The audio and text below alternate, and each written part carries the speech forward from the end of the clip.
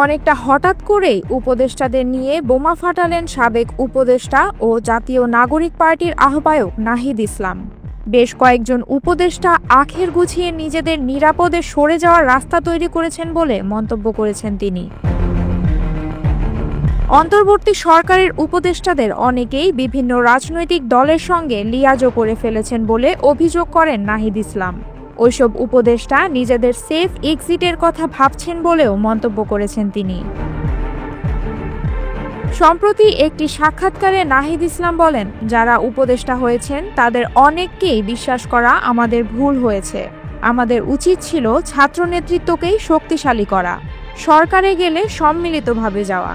আমরা নাগরিক সমাজ ও রাজনৈতিক দলকে যে বিশ্বাস করেছিলাম বা তাদের ওপর আস্থা রেখেছিলাম, সেই জায়গায় আমরা আসলে প্রতারিত হয়েছি।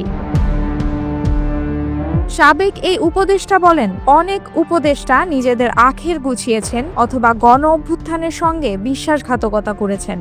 যখন সময় আসবে আমরা এদের নামও উন্মুক্ত করব। তিনি আরও বলেন, অনেকেই বিভিন্ন রাজনৈতিক দলের সঙ্গে আঁতাত করে ফেলেছে। তারা নিজেদের সেফ এক্সিটের কথা ভাবছেন। তারা মনে করছেন তাদের ক্ষমতায় টিকিয়ে রেখেছে রাজনৈতিক দলগুলোর সাপোর্ট। এই সাপোর্ট ছাড়া তারা সরকার পরিচালনা করতে পারবেন না। এটাও সত্য, রাজনৈতিক দলগুলো নানা ধরনের বাধা দিয়েছে। ছাত্র নেতাদের উপদেষ্টার আসনে বসার সিদ্ধান্ত ভুল ছিল কিনা এমন প্রশ্নের জবাবে নাহিদ বলেন, সরকারে ছাত্রদের উপস্থিতি না থাকলে এই সরকার ৩ মাসও টিকতে পারত না। তিনি বলেন, প্রথম ৬ মাস সরকারকে উৎখাত করার, প্রতি বিপ্লব করার নানা ধরনের চেষ্টা চলমান ছিল। এমনকি এখনও মাঝে মাঝে সেই তৎপরতা দেখা যায়। সেই ষড়যন্ত্র কিন্তু চলমান।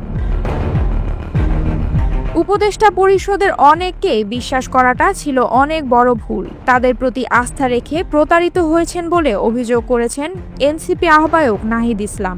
সেই সব উপদেষ্টাদের নাম প্রকাশের হুঁশিয়ারিও দিয়েছেন তিনি।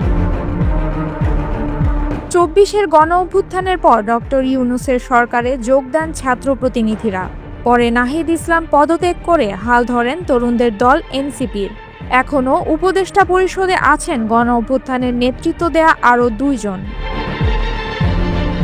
নাহিদ জানান, উপদেষ্টাদের অনেকে সেফ এক্সিট নিয়ে এখনই ভেবে রেখেছেন।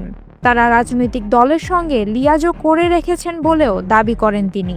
নাহিদ বলেন, ৫ আগস্ট ক্যান্টনমেন্টের সেজদা দিয়েছে রাজনৈতিক নেতারা, ছাত্ররা নয়।